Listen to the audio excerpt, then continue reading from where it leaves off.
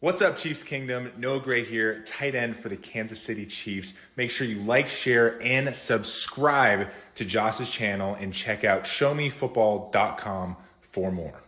What is up, Chiefs Kingdom? Welcome back to another video on my channel. My name is Josh Fan of showmefootball.com and arrowheadaddict.com, covering your Kansas City Chiefs. And I wanted to give my quick thoughts and analysis on the Kansas City Chiefs 31-17 win over the Las Vegas Raiders to move to 8-3 and reclaim that number one seed in the AFC for the moment.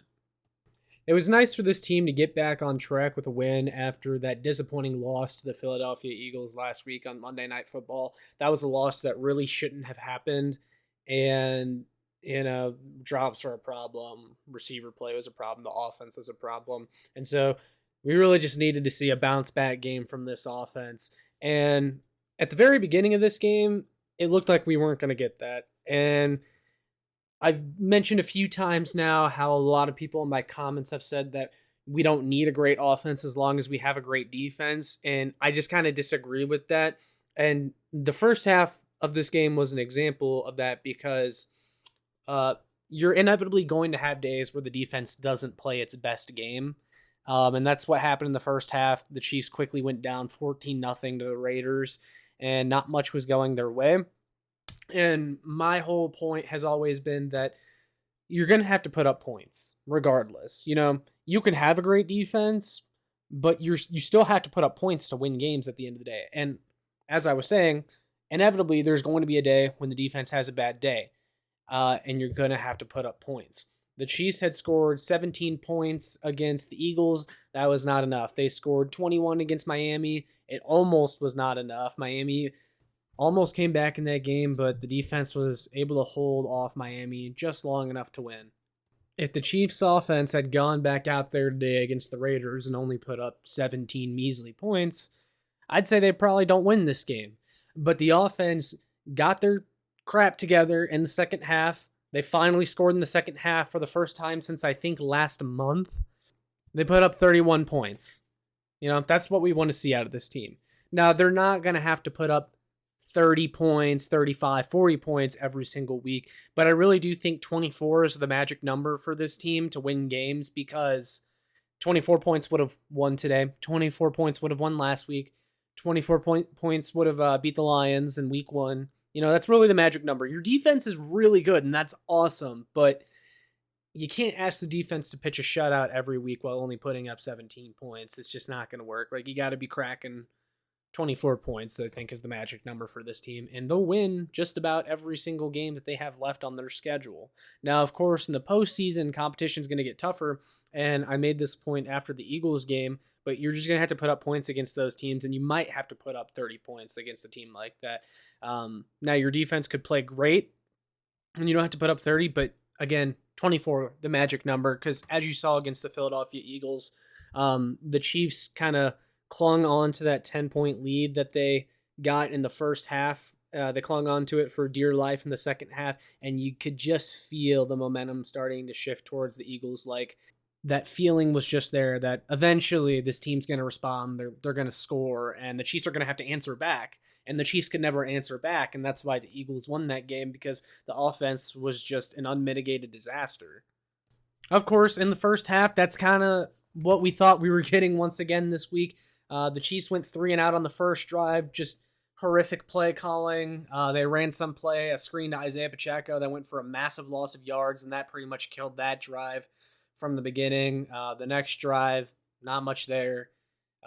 But then the Chiefs kind of started to find their groove a little bit, and they were able to take that momentum into the second half. They scored to open the second half, and they took a pretty commanding lead, and then you felt like the defense settled in well enough to close out that game. Now, the defense doesn't have anything to prove to me.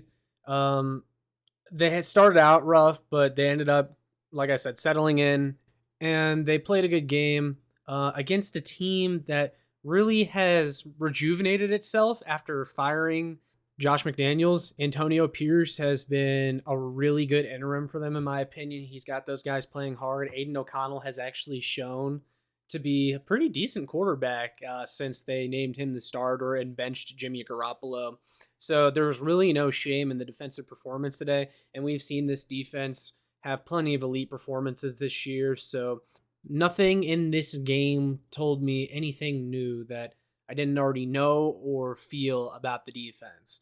What this game was going to be about is seeing if the offense could bounce back. And these guys, the Kansas City Chiefs, they've been telling us since week one, hey, we'll get it figured out. We're going to get it figured out on offense. And I was really starting to lose faith that they would ever figure it out or that this offense would improve, because I felt like, especially after the Eagles game, that this offense was not good enough to win a Super Bowl.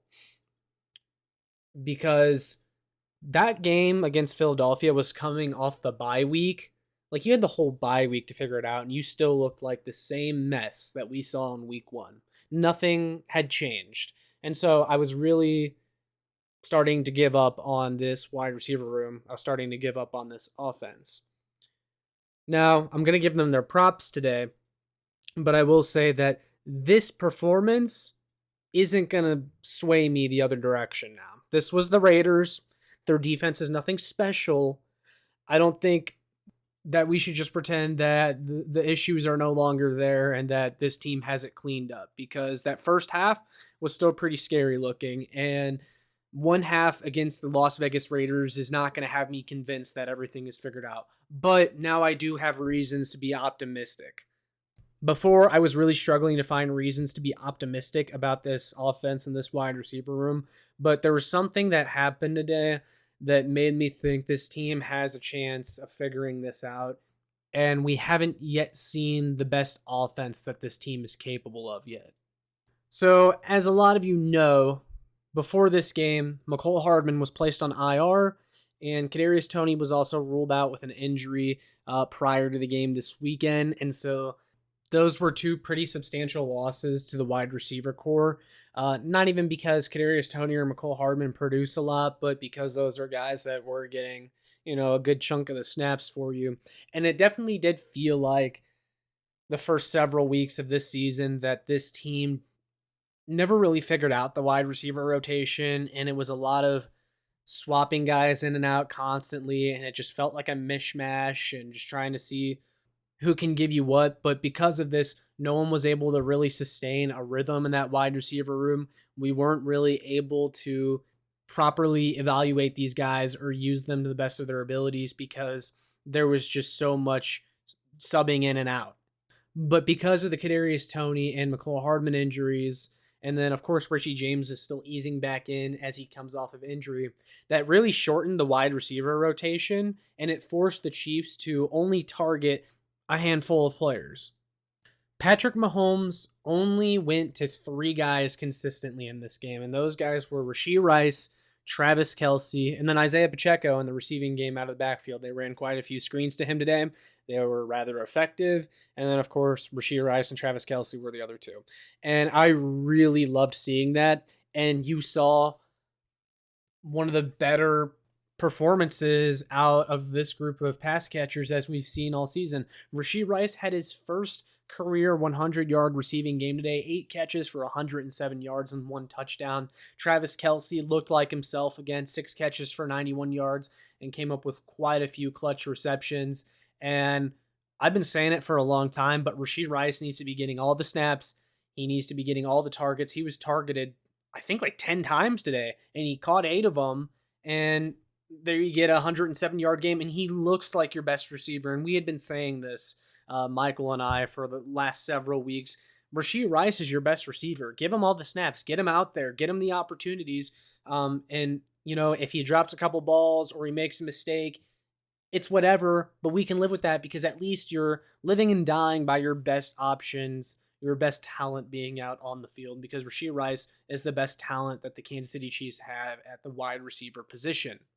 He also had an incredible back shoulder catch today down the sidelines to get the Chiefs out of a jam in their own end zone. And I just thought to myself, there's no one else on this roster besides maybe Kelce that's making a catch like that. Absolutely nobody. Rashee Rice is that guy. Also, Sky Moore, who I've been very critical of, he had 3 catches for 34 yards today, which at this point, that's about as good of a game as you're going to get from Sky Moore.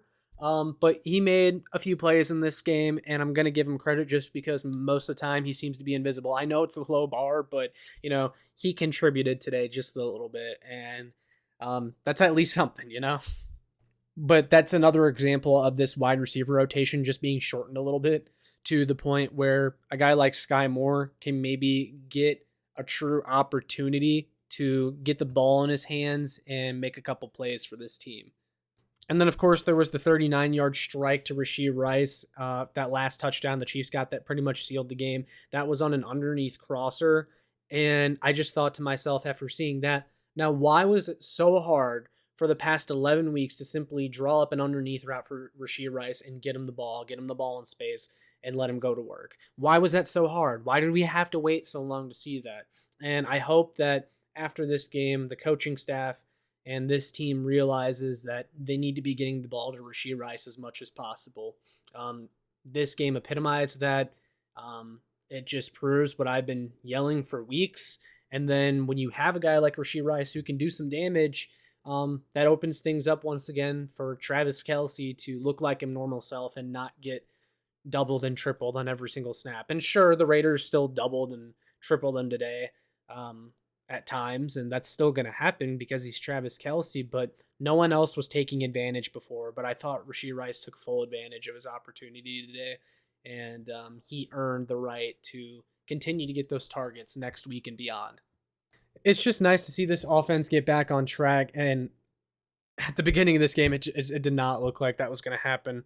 The Raiders at the end of the first quarter had 140 yards of offense, and the Kansas City Chiefs had 0. And I was thinking, here we go again. Like, this offense is going to no-show. This team is terrible. This team is pathetic.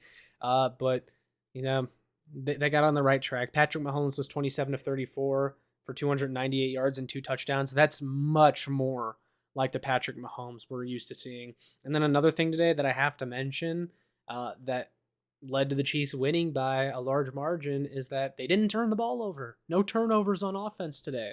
That's a really good thing. And as you see, when you don't turn over the ball, winning games becomes a lot easier. I just have a couple more notes on the defense, and then I'll go ahead and wrap this up. But the defense gets a ton of credit after struggling early because the Raiders were 4-4 on their first 4 third downs, and it seemed like the Chiefs could not stop them on third down, but they ended the game being 7 of 14 on third down, so they converted much less after the Chiefs defense started to settle in. And then a note that I wanted to point out, a stat that I wanted to point out, is that I noticed on the broadcast today that they had a graphic, and the Kansas City Chiefs were 4th in pass defense. They were 4th in total defense, but they were middle of the pack. I can't remember what the exact number was. It was like 14 or 15 or something in run defense. And I think that's a direct result of not having Nick Bolton. A lot of people forget the presence that Nick Bolton provides in the run game for this defense. I've seen a lot of takes about how this team doesn't need Nick Bolton and Drew Tranquill's filling in just fine. And Drew Tranquill's great, and I like Drew Tranquill. And I've said this a couple times before. He was a great signing. He's great in coverage. I love having him in this linebacker room. I am in no way hating on the signing, but the run defense is simply not the same with Drew Tranquill there instead of Nick Bolton. And you saw Josh Jacobs kind of run all over this team today. The Raiders rushed for 123 yards, and Josh Jacobs was fantastic for them today. But something tells me that if Nick Bolton was in the middle of that defense, that Josh Jacobs doesn't have as great of a day. So this defense definitely still misses Nick Bolton. Let's not get carried away with some of these crazy takes about not needing him or Drew Tranquill being better. Oh yeah, and one more thing. Can we please have a guy on staff that is dedicated to watching the replay and letting this coaching staff know that they should challenge the play? Because a Patrick Mahomes passing touchdown got wiped off the board because the refs called Isaiah Pacheco down at the 1 yard line on one of his receiving plays. And the replay showed that Pacheco was clearly in before his knee touched the ground. And the Chiefs just didn't even notice and ran the next play. And they ended up scoring, so it didn't matter. But I thought this team learned from the Tyreek Hill incident during the Denver game a couple years ago when he unknowingly caught a touchdown pass and the Chiefs punted the ball away. Yeah. Did we not learn from that? Do we not have a guy that's in the booth watching and letting this coaching staff know that maybe they should challenge that? It didn't matter, but it could have mattered. So I just wanted to throw that in there. That's all my thoughts, though, from today's game. Those are my quick thoughts and analysis. So let me know, guys, down below where your confidence is at with this wide receiver group after this week's game. If you feel a little bit better and if you agree with me, disagree with me on anything, just let me know down below. With all that being said, make sure you like, share, and subscribe so more Chiefs fans can find this. And make sure you check out my work on showmefootball.com and arrowheadaddict.com. And I will see you all in the next one.